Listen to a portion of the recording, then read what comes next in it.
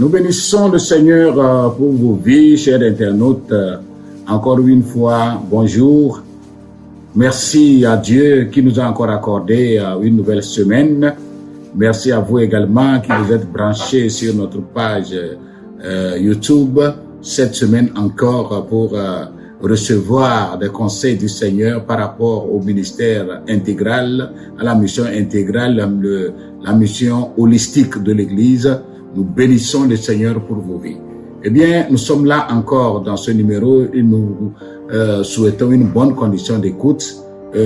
Pendant que vous vous connectez, permettez, faire passer l'information, encourager les uns et les autres de s'abonner à notre page pour recevoir ce numéro et au même moment être prêt pour une bonne mobilisation dans le cadre du développement. Nous allons lire une portion de l'Écriture et cette fois-ci, nous allons dans Proverbes, le chapitre 18 et le verset 23. Proverbe 18, 23, il est écrit « Le pauvre parle en suppliant et le riche répond avec dureté. » Le pauvre parle en suppliant et le riche répond avec dureté. À travers ce verset, nous aimerions parler des méfaits, des conséquences fâcheuses, dramatiques de la pauvreté sur la vie d'un homme, sur la vie d'une nation, dans la vie d'un foyer et d'une famille. Frères et sœurs, la pauvreté est une maladie. La pauvreté est une calamité. La pauvreté n'est pas un acquis. La pauvreté nous invite à un combat sans merci, un combat acharné, un combat de tous les jours, un combat quotidien. Et donc, ce verset est clair que lorsque nous sommes assaillis par la pauvreté, nous ne pouvons jamais, n'est-ce pas, être à l'aise dans la vie, ni avoir du poids dans la société. Je l'ai toujours dénoncé en vous amenant sur le terrain selon lequel la pauvreté a trois sources. Et vous voyez ici, il est dit que celui qui est pauvre, il parle en suppliant. Il n'a pas d'autorité. Il n'a pas, n'est-ce pas, de pouvoir. Il est toujours en bas. Et l'homme qui est riche devient arrogant vis-à-vis de cette personne. C'est pourquoi, au lieu de nous abonner à la pauvreté ou de penser que la pauvreté est un acquis, nous allons dire non à la pauvreté autour de nous. Ce texte se passe de tout commentaire. Dans quel état es-tu et pourquoi tu es dans cet état? Nous avons toujours dit que la pauvreté a trois sources et le Seigneur n'approuve jamais les deux premières sources. C'est-à-dire la pauvreté liée à la paresse et la pauvreté liée à l'ignorance constituent un péché devant Dieu. Seuls ceux qui sont frappés par des calamités et qui sont contraints à vivre dans la pauvreté, c'est-à-dire une maladie qui décime complètement une personne ou un foyer, une maladie qui réduit impuissant, incapable, inactive une personne, lorsque cette dernière est dans la pauvreté, Dieu met son compte sur l'Église. Dieu a mis des garde-fous, Dieu a mis, n'est-ce pas, des conditions requises pour venir en aide, au soutien de la personne pauvre liée aux calamités. Mais si ce n'est pas la paresse, si ce n'est pas l'ignorance que tu te retrouves dans un état de pauvreté, la Bible t'invite carrément à un moment, n'est-ce pas, de prise de conscience et un moment de changement de paradigme, personnellement parlant. Alors, ici, si la Bible mentionne que le pauvre parle en suppliant, cela nous amène à comprendre deux faits. Le premier fait, c'est que la pauvreté rend faible. Lorsque tu vis dans la pauvreté, tu es faible. Faible dans tous les domaines de la vie. Faible parce que tu as un faible pouvoir d'achat. Tu ne peux pas manger à ta faim. Faible parce que tu ne peux pas répondre aux besoins primaires pour toi-même et pour ta famille. Faible parce que n'importe quelle situation dans la vie, dans la société, a le pouvoir sur toi, te dicte sa loi. Faible devant n'importe qui parce que tu es obligé de supplier tout le monde parce que si tu ne sais pas faire et qu'il s'impose une loi contre toi pour que tu puisses montrer de quoi tu es capable, tu ne pourras pas venir à bout, n'est-ce pas, de tes desseins. Quand on parle de la pauvreté, il y a plusieurs définitions à la pauvreté. La pauvreté, c'est l'incapacité, n'est-ce pas, à joindre les deux bouts financièrement parlant. La pauvreté également s'explique par le fait qu'on ne peut pas s'épanouir dans la société, c'est-à-dire l'habit que tu veux t'acheter, tu ne peux pas. La nourriture que tu veux t'offrir, tu ne peux pas. Même le loyer, la maison que tu veux habiter, tu n'arrives pas. Tu es contraint à subir au lieu de faire subir. Une autre manière de définir la pauvreté également, c'est le fait que tu n'as pas le pouvoir de décision. Souvent, on dit souvent que celui qui a l'argent, c'est lui qui a le pouvoir. Et te voilà dans une famille, te voilà avec des gens dans une société, et que toi, tu ne peux pas t'affirmer en prenant une décision parce qu'on va te dire qu'as-tu pour contribuer.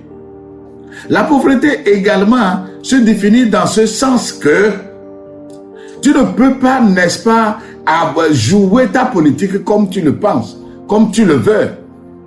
Vous savez, dans notre société, pour pouvoir s'affirmer, pour avoir un cercle, n'est-ce pas, quelques diamètres d'autorité, cela se jauge, cela se juge à partir de ce que l'on a, à partir de ce que l'on investit dans sa société, pour ses proches. Et donc, quelqu'un qui est, n'est-ce pas, limité par rapport à tous ces aspects, il devient pauvre, il n'a pas de pouvoir.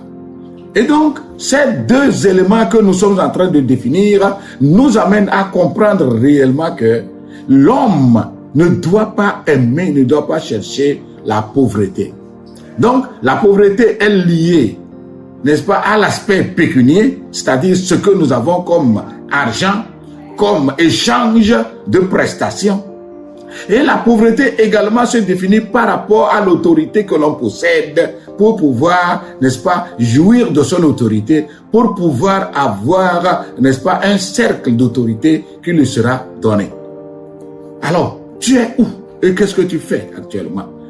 Pourquoi ne peux-tu pas dans la société dire un mot? D'autant plus que Christ, en tout cas Dieu, lorsqu'il allait créer l'homme dans le jardin, il dit, créons l'homme pour qu'il soit notre, comment l'appelle-t-on, qu'il soit à notre image, qu'il soit notre représentant sur la terre. Donc si réellement nous sommes des représentants de Dieu sur la terre, nous ne voyons pas un représentant de Dieu dans la faiblesse, un représentant de Dieu qui n'a pas d'autorité, un représentant de Dieu qui n'arrive pas, n'est-ce pas, à s'affirmer. Nous devons dominer.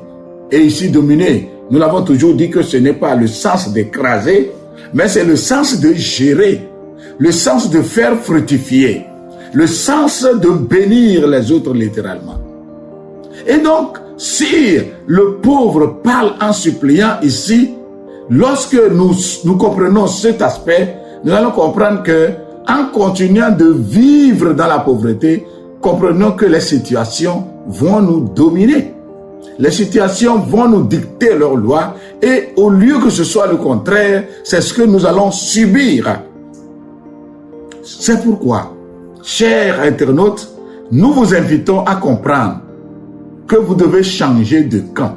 Et pour changer de camp, la balle est dans notre camp. C'est à nous de jouer pour gagner, n'est-ce pas, ce match que la nature, que le monde, que les démons nous assujettissent.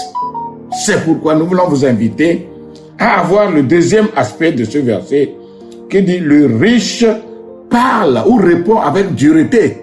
En réalité, il ne répond pas avec dureté parce qu'il est riche, parce qu'il est méchant, mais tout simplement parce que quand tu finis par l'agacer par ta pauvreté, il va te répondre durement. Tous les jours, c'est à toi de venir frapper à sa porte. Tous les jours, c'est à toi de solliciter de l'aide. Quand il attend ton coup de fil, c'est pour demander de soutien. Quand il te voit venir, c'est pour venir avec un gobelet de demande. Tu finiras par le fatiguer et il finira par te répondre avec dureté. Nous sommes appelés à vivre égal à égal. À vivre dans un monde de gagnant-gagnant, d'échange en échange. Tu donnes et je donne. Mais chaque fois, c'est moi qui donne et que toi, tu n'as rien à m'offrir. Tu finis par m'agacer, tu finis par me fatiguer. Donc, vous devez comprendre que la pauvreté est un mal qui finit par nous nuire parce que nous fatiguons tous autour de nous. Tu n'as rien à apporter, mais c'est à toi qu'on assiste toujours. Tu comprends que tu n'as plus ta raison d'être dans la société. C'est pourquoi il faut commencer à réfléchir. Qu'est-ce qui m'amène dans cet état de pauvreté? Vais-je continuer à être dans cette malédiction de quémandeur ou je pourrais vraiment changer de cas pour devenir aussi un riche qui s'affirme dans la société, qui parle avec fierté, qui parle avec autorité, qui parle aussi pour donner leçon, pour donner quelque chose au monde. Comprenez un peu. Nous devons vivre dans un monde en tant que quelqu'un qui est là pour apporter un plus. Et non quelqu'un qui est là pour être un problème, qui peut être un fardeau pour les autres. Lorsque tu deviens fardeau pour les autres, tu les fatigues et ils risquent de te déposer quelque part. Mais si tu prends ta résolution pour dire que dans le monde où je vis, si je n'ai pas de l'argent, j'aurai de l'intelligence que je vais transformer en argent. Je peux avoir, n'est-ce pas, de la force physique pour changer et récupérer ce que j'ai besoin. En tout cas, ce que nous avons besoin de vous dire, ou ce que nous voulons vous dire ici, c'est que tu dois posséder quelque chose à offrir à la société, à offrir à ta famille, à offrir à tes proches, à offrir à ton environnement. Tu ne dois pas t'abonner à la pauvreté parce que tu n'as rien du tout. Quand on parle de l'intelligence, tu n'as rien à donner. Quand on parle de la force physique, tu n'as rien à donner. Quand on parle de la force morale, tu n'as rien à offrir. Quand on parle de l'argent, tu n'as rien à donner. Quand on parle des sols, de terre, tu n'as rien à donner. Le matériel, tu n'as rien. Mais tout ça là, il faut qu'on te le pourvoie. Tu deviens un agaçant. Et nous, en tant qu'enfants de Dieu, nous ne sommes pas appelés à être des agaçants dans la société. Mais Dieu nous veut à être des solutions. Et celui-là qui évite la pauvreté devient automatiquement solution parce qu'il aura quelque chose à offrir dans ce monde. Et par rapport à ce message, ce moment, nous vous invitons à comprendre que la pauvreté est une calamité. La pauvreté est une maladie. Et l'Église doit se lever contre cette pauvreté parce que nous devons nous affirmer. Les chrétiens sont appelés à s'affirmer dans leur vie, dans leur société, à s'affirmer autour d'eux, partout où nous sommes, dans nos différentes localités, que nous soyons des solutions dans notre environnement, qu'on compte sur nous, qu'on sache que telle chose a été réalisée grâce aux chrétiens. Oui, la parole de Dieu déclare que Dieu a choisi les choses faibles du monde pour confondre les forts. Tout simplement parce que si nous étions pauvres en venant en Jésus, avec le Seigneur Jésus, nous devenons riches. Et la parole de Dieu l'a aussi très bien dit. Riche qu'il était, il s'est fait pauvre pour enrichir plusieurs. Et cette richesse va au-delà, n'est-ce pas, du matériel, de l'argent. Nous avons d'abord une vie de moralité au haut niveau. Nous avons une vie d'intelligence de haut niveau. Nous avons quelque chose à donner et la parole de Dieu dit que si nous cherchons premièrement le royaume et la justice de Dieu, toutes ces choses nous seront données par-dessus. Lorsque je cherche réellement la volonté de Dieu, je cherche le royaume de Dieu et sa justice, et que je n'arrive pas à joindre les deux bouts financièrement parlant, je dois me poser quelques questions clés. Qu'est-ce que j'ai compris de ma foi en Jésus et que suis-je en train de réaliser en Jésus là? Parce que Jésus ne nous demande pas de croiser les bras et regarder. Jésus nous dit d'être des entrepreneurs. Jésus nous dit de créer littéralement des richesses, de réfléchir et de voir comment est-ce que nous devons commencer à poser des bases solides pour la création des richesses. Sinon, nous continuerons par parler en suppliant. Le chrétien est appelé à s'ingérer dans toutes les affaires de la société et à les gérer aussi avec ses collègues, avec ses concitoyens, avec ses contemporains. S'il faut parler de la politique, le chrétien doit s'affirmer. Il doit être le meilleur politicien qui fait les choses normalement en leur temps. S'il faut parler de la santé, le chrétien doit s'affirmer. Il doit se retrouver dans la santé. S'il faut parler de la richesse, en tout cas des comptables, des gestionnaires, des riches, dans le domaine des affaires, dans le domaine des banques, dans le domaine de l'agriculture, il faut que l'Église, les chrétiens aussi s'affirment là-bas. Et comme cela, notre valeur ajoutée, c'est notre foi en Jésus. C'est l'Église que nous sommes en train de créer partout et de sauver des âmes. Nous ne les sauvons pas qu'ils deviennent des mendiants, mais nous les sauvons pour qu'ils deviennent des gérants de notre société. Dieu te bénisse pour que tu puisses comprendre que si tu continues de t'abonner à l'esprit de la pauvreté, tu vas continuer de parler en suppliant pendant que le riche va hausser son ton sur toi, il va t'écraser par ses paroles. Toi, tu vas continuer de croupir dans la pauvreté parce que tu n'as pas compris que après Jésus-Christ, c'est que le Seigneur va t'ajouter le reste. Il faut que nous arrivions à ce niveau-là, où lorsque nous avons cru au Seigneur, nous cherchons premièrement le royaume et la justice de Dieu, que les autres choses-là nous soient données par-dessus. Dieu te bénisse et que Dieu t'accorde une belle semaine. Dieu bénis le Seigneur pour ta vie. Grand Dieu, je bénis ton nom pour la vie de ces internautes qui nous ont suivis et qui sont prêts à nous accompagner. Seigneur, nous prions que ta grâce les accompagne et qu'ils comprennent que lorsqu'on s'abonne à la pauvreté, nous sommes des mendiants de la société et nous sommes appelés à supplier. Et pendant ce moment, le riche va crier sur nous, il va nous écraser. Seigneur, aide-nous à relever la pente, à relever notre niveau, à pouvoir changer les donnes et à comprendre qu'en Jésus, il est possible que nous devenions solution dans notre monde. Dieu, merci et bénis la semaine dans la vie de tout un chacun. Au nom de Jésus. Amen. Je bénis le Seigneur pour vos vies et continuez à vous abonner et inviter les autres à faire autant. Dieu vous bénisse et à la prochaine.